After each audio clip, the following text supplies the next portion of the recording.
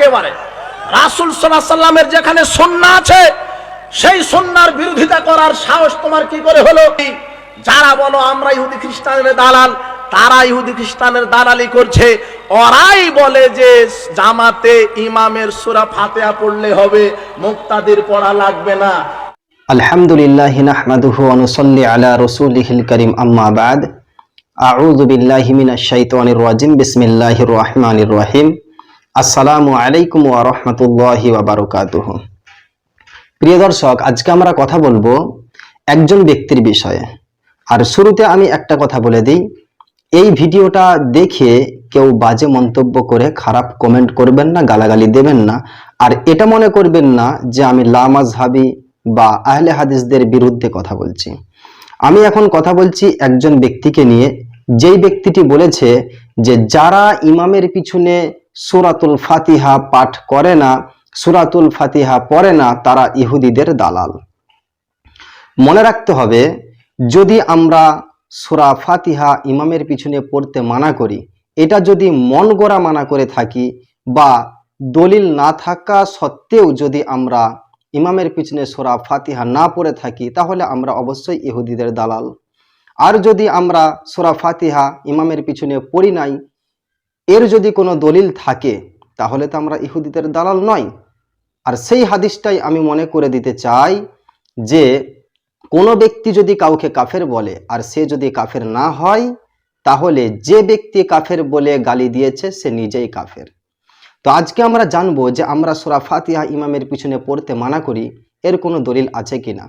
দেখুন, সর্বপ্রথম আমি আপনাদেরকে কোরআন থেকে একটি দলিল দেব। সূরার নাম সূরা আল আরাফ, আয়াত নাম্বার 204। এই আয়াতে আল্লাহ তাআলা বলছেন যে যখন কোরআন পাঠ করা হয় অর্থাৎ পড়া হয়, তখন তা শ্রবণ করো এবং নিশ্চুপ থাকো, যাতে করে তোমাদের উপর রহমত হয়। এবার আপনাদেরকে আমি একটা হাদিস শোনাবো। এটা কোরআনের আয়াত দিলাম, আর হাদিসটি জাবের রাদিয়াল্লাহু তাআলা আনহু থেকে আসছে যে আন জাবিরিন রাদিয়াল্লাহু তাআলা আনহু ক্বালা রাসূলুল্লাহ সাল্লাল্লাহু আলাইহি ওয়াসাল্লাম মান কানা লাহু ইমামুন ফাকিরাআতুল ইমামি লাহু কিরাআতুন। জাবির রাদিয়াল্লাহু তাআলা আনহু বলছেন যে রাসূল সাল্লাল্লাহু আলাইহি ওয়াসাল্লাম ইরশাদ করেছেন, যার ইমাম রয়েছে তার ইমামের কিরাত মানেই হলো তার কিরাত। এই হাদিস দ্বারা আমরা কি বুঝলাম? যে যদি ইমাম কিরাত করে তাহলে মুসল্লিদের কিরাত করা হয়ে যাবে। হাদিস নাম্বার মুয়াত্তা ইবনে মালিক, হাদিস নাম্বার হচ্ছে 124। আরও বিভিন্ন হাদিসের কিতাবের মধ্যে আসছে, সেই রেফারেন্সগুলো আমি আপনাদেরকে দিচ্ছি। যেমন মুসনাদে আহমদে আসছে, হাদিস নাম্বার হচ্ছে 14,643 নম্বর হাদিস। সুনানে ইবনে মাজার মধ্যে এই হাদিসটি আসছে 850 নম্বর হাদিস। তাহাবি শরীফে এই হাদিসটি আসছে 1294 নম্বর হাদিস। আরও অনেক রেফারেন্স আছে, আমি এক সাইডে দিয়ে দেবো, আপনারা দেখে নেবেন। তো এই হাদিসটি বিভিন্ন ওলামা, বিভিন্ন ইমামগণ বলেছেন যে এই হাদিসটি সহিহ। আমরা এই হাদিস আর ওই কোরআনের আয়াতটিকে সামনে রেখে বলে থাকি যে ইমামের পিছনে কিরাত করার কোনো প্রয়োজন নয় এবং সূরা ফাতিহা পড়ারও কোনো প্রয়োজন নাই। এখান থেকে বোঝা গেল যে আমরা ইমামের পিছনে সূরা ফাতিহা পড়ি নাই, এর আমরা দলিল পেয়েছি। তাহলে যে ব্যক্তি আমাদেরকে বলল যে সূরা ফাতিহা ইমামের পিছনে যারা পড়েনি তারা ইহুদিদের দালাল, এই দলিল দিয়ে আমি প্রমাণ করলাম যে ইমামের পিছনে কোনো কিরাত করার প্রয়োজন নাই। তার মানে বোঝা গেল যে সে নিজে ইহুদিদের কি দালাল। এবার একটা প্রশ্ন আপনাদের থাকতে পারে যে এটা তো ইমামের পিছনে কিরাত না করার কথা বলা হলো, কিন্তু ইমামের পিছনে সূরা ফাতিহা না পড়ার কথা কি কোনো সহিহ হাদিস দ্বারা প্রমাণিত? অবশ্যই প্রমাণিত। আপনাদের কাছে যদি মোবাইল থাকে, আপনারা মোবাইলটা খুলে সার্চ করেন, দেখেন সুনানে তিরমিজি। সুনানে তিরমিজির মধ্যে একটি হাদিস আসছে 313 নম্বর হাদিস। এই হাদিসে পরিষ্কারভাবে বলা আছে যে ইমামের পিছনে সূরা ফাতিহা পড়ার কোনো প্রয়োজন নাই। দেখুন, জাবির রাদিয়াল্লাহু তাআলা আনহু থেকে হাদিসটি বর্ণিত যে ইয়াকুলু মান সাল্লা রাকাতান লাম ইয়াকরা ফিহা বিউম্মিল কুরআনি ফালাম ইউসাল্লি ইল্লা আন ইয়াকুনা ওয়ারা আল ইমামি ক্বালা আবু ঈসা হাযা হাদিসুন হাসানুন সহিহুন।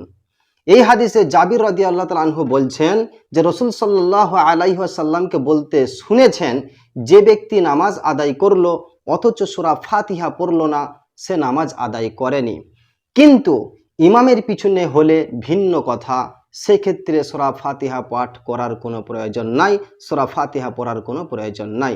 তাহলে সহিহ হাদিস দ্বারা আমরা প্রমাণ দিলুম যে ইমামের পিছনে সূরা ফাতিহা না পড়ার সহিহ হাদিস আছে। তার ফতোয়া মতো যদি কেউ সূরা ফাতিহা ইমামের পিছনে না পড়লে ইহুদিদের দালাল হয়ে যায়, তাহলে জাবির রাদিয়াল্লাহু তাআলা আনহু থেকে যে হাদিসটি বর্ণিত আছে, মানে তার কথা মতো যদি এই হাদিসের দিকে আমরা লক্ষ্য করি, তাহলে পরিষ্কার আমরা বুঝতে পারছি যে জাবির রাদিয়াল্লাহু তাআলা আনহুকেও কি করা হলো, ইহুদিদের দালাল বলা হলো। নাউজুবিল্লাহ। এজন্য বলি একটা কথা, যে এই রকম নাপাক মূর্খ ভণ্ড বক্তাদের কাছে আপনারা কেউ দিন শিখবেন না। এই রকম ফিতনাবাজ বক্তাদের থেকে অবশ্যই বেঁচে থাকবেন। আর যে ব্যক্তি ফতোয়া দিয়েছে তার ভিডিওটা আমি আপনাদেরকে দেখাচ্ছি, অবশ্যই দেখবেন। রাসূল সাল্লাল্লাহু আলাইহি ওয়াসাল্লামের যেখানে সুন্নাহ আছে সেই সুন্নাহর বিরোধিতা করার সাহস তোমার কি করে হলো? যারা বলো আমরা ইহুদি খ্রিস্টানের দালাল, তারা ইহুদি খ্রিস্টানের দালালি করছে। ওরাই বলে যে জামাতে ইমামের সূরা ফাতিহা পড়লে হবে, মুক্তাদির পড়া লাগবে না। এর একটা সূক্ষ্ম কারণ আছে, আপনি জানেন? সূরা ফাতিহার শেষ আয়াতে ইহুদি খ্রিস্টানকে আল্লাহ কি করেছেন? অভিশাপ করেছেন। গায়রিল মাগদুবি আলাইহিম ওয়ালাদ-দাল্লিন। আল্লাহ বলছেন তোমরা বলো অভিশপ্ত ইহুদি পথভ্রষ্ট খ্রিস্টানদের উপরে আল্লাহ লানত করুক। তখন আমরা বলি আমিন, বলি না? এই ইহুদি খ্রিস্টানের দালালেরা তোমরাই আকীদা আমলে প্রমাণ করছো সূরা ফাতিহা পড়তে বাধা দিয়ে। কেন? যাতে করে আমরা ইহুদি খ্রিস্টানকে অভিশাপের দোয়া করতে না পারি। তাই তোমরা বলছো সূরা ফাতিহা পড়া লাগবে না। তাহলে বোঝা গেল টাটকা দালাল তোমরাই করছো। যাই হোক, আপনারা ভিডিওটা দেখলেন, তো এই ভিডিও দেখে আপনারা বুঝতে পারলেন যে হ্যাঁ, এ সত্যিই বলেছে যে ইহুদিদের দালাল যারা সূরা ফাতিহা পড়ে না। তোটা আল্লাহ তাআলা আমাদের সকলকে সঠিক মানুষের কাছ থেকে, সঠিক আলেমদের কাছ থেকে দিন বোঝার তৌফিক দান করুন।